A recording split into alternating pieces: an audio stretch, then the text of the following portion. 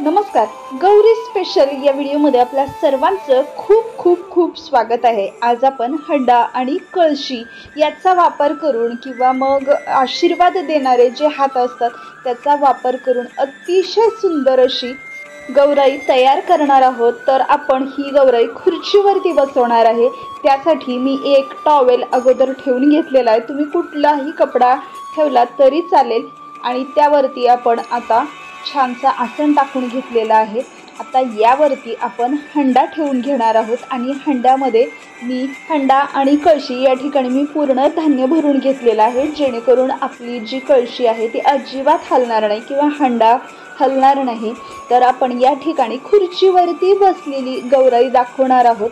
यासाठी आपण आता साडीच्या प्लेट्स करून घेणार आहोत. अगोदर आपण साडीचा जो पदर असतो त्याच्या प्लेट्स करून घ्यायच्या आहेत.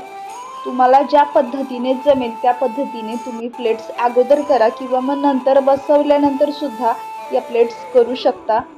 आपण साडीचा जो नेसता पदर आहे तो एक हातभर सोडून संपूर्ण साडीच्या प्लेट्स पाडून घेतलेल्या आहेत आणि त्याला छान व्यवस्थित टक करून घ्यायचं, म्हणजे त्याला सेफ्टी पिन लावून घ्यायची आहे. आणि एक जो नेसता पदर आहे तो आपण खुला ठेवलेला आहे आणि अशा पद्धतीने आपला पदरसुद्धा छान फिक्स करून घेतलेला आहे. आता नेसता पदर जो आहे तो आपण अगोदर टक करून घेणार आहोत.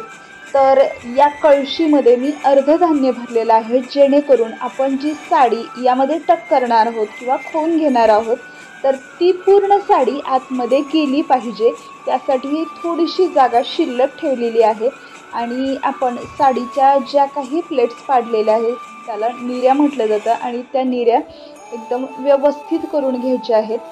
वरचा भाग जो आहे तो पूर्णपणे आपण त्या कळशीमध्ये टक करून घेणार आहोत आणि खालच्या ज्या निऱ्या आहेत त्या पूर्ण जमिनीपर्यंत आपण सोडायच्या आहेत, कारण खुर्चीवरती बसून ही आपण लक्ष्मी दाखवणार आहोत. तर यामध्ये सुद्धा दोन आपण ब्राह्मणी ज्या पद्धतीने साडी असते त्या पद्धतीने सुद्धा आपल्याला लुक करता येतो किंवा मग नॉर्मल जी देवीला साडी नेसवली जाते तर त्या पद्धतीची साडीसुद्धा या लुकमध्ये आपण दाखवू शकतो. तर आपल्या ज्या निऱ्या आहेत त्या व्यवस्थित आतमध्ये टक करून घ्यायच्या आहेत आणि आपली जी वरची बॉडी आहे ती सुद्धा आपण त्या कळशीमध्ये छान पद्धतीने टक करून घेणार आहोत. तर या ठिकाणी तुम्ही जे साधे हात असतात ते सुद्धा वापरू शकता किंवा मग असे आशीर्वाद देणारे हात आहेत ते सुद्धा वापरू शकता. तर ज्या पद्धतीने महालक्ष्मीला साडी असते किंवा मग ब्राह्मणी साडी, थोडक्यात काष्टा साडी जी म्हटली जाते, त्याचा सुद्धा अगदी थोडासा लूक यामध्ये आपण देऊ शकतो. तर आपला जो पदर आहे तो आपण या बाजूने छान टाकून घ्यायचा आहे.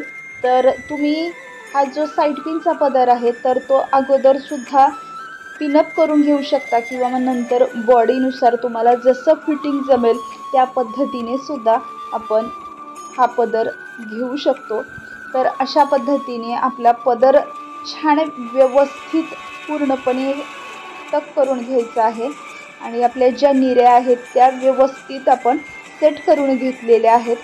तर अशा पद्धतीने पुढचा जो पदर आहे किंवा जी पुढची किनार आहे आणि साईडची जी किनार आहे तर ती अगदी व्यवस्थित करायची, कारण यामध्ये 2-3 लूक आपल्याला देता येतात आणि ही जी गौरी आहे ती खूपच सुंदर दिसते. तर ही गौरी जी आहे ती तुम्ही बसलेली दाखवू शकता किंवा मग उभीसुद्धा दाखवू शकता किंवा खुर्चीवरती बसलेली सुद्धा दाखवू शकता. तर वरची जी टोक आहे किंवा मग जो मुखवटा बसवायची जी काठी असते त्याला पण छान कपडा गुंडाळून घेतलेला आहे, जेणेकरून आपला मुखवटा जो आहे तो फिक्स व्यवस्थित बसू शकेल. तर अशा पद्धतीने आपण छान टाईट असा मुखवटा बसवून घ्यायचा आहे आणि नंतर तुम्ही दागिने घालू शकता किंवा मग अगोदर घातले तरीसुद्धा चालतात.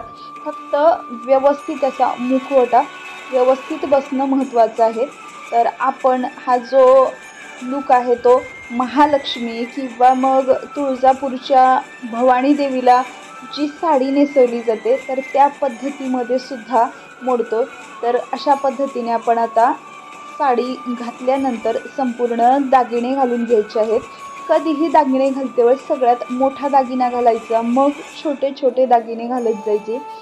जर खूपच लहान असतील तर मुखवटा घालण्याच्या अगोदर दागिने तुम्ही घालून घेऊ शकता.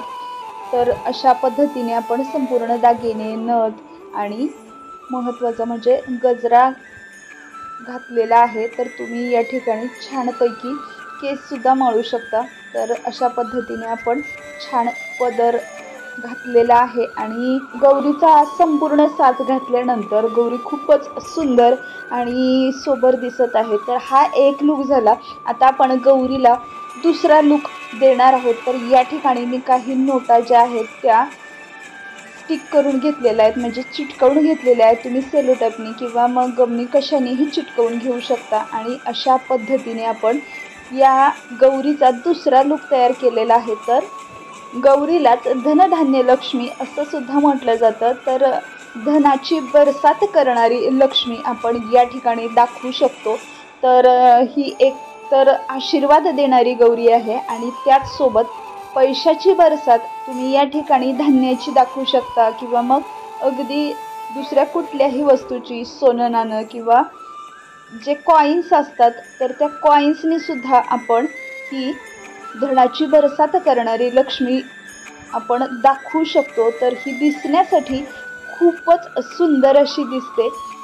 आपण ही जी गौरी आहे ती विना स्टँड किंवा मग अगदी कमीत कमी साहित्यामध्ये तुम्ही ही स्टीलच्या डब्यावरती, कळशीवरती किंवा मग हंड्यावरती कशावरतीही बसवू शकता आणि अतिशय सुंदर अशी ही गौराई दिसते. तर अशा पद्धतीने धनलक्ष्मीच्या स्वरूपामध्ये आपण ही महालक्ष्मीची मूर्ती दाखवू शकतो. आता दुसरा भाग म्हणजे याचा जो आपण पदर किंवा काठ ठेवलेला होता तर त्याला वरती जर पिनअप केलं, हा जो काठ आहे तो वरती जर पिनअप केला तर जो नऊवारी साडीचा काष्टा असतो किंवा मग ब्राह्मणी जी नऊवारी असते तो लूक तयार होतो आणि तो दिसण्यासाठी खूपच सुंदर दिसतो.